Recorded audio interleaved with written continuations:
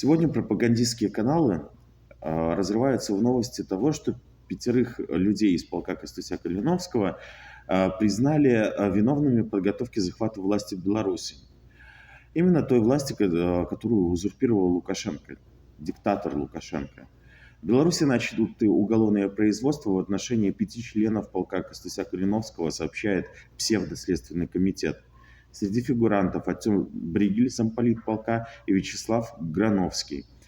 Игнатий Кириев, по информации, был назначен командиром батальона полка Костуся-Калиновского в 2023 году. Провластные источники, во всяком случае, так говорят. Анастасия Махамед, активно участвующая в протестах 2020 года, Ян Мельников и так далее. Уголовные дела возбуждены по статьям о создании преступной организации, публичных призывов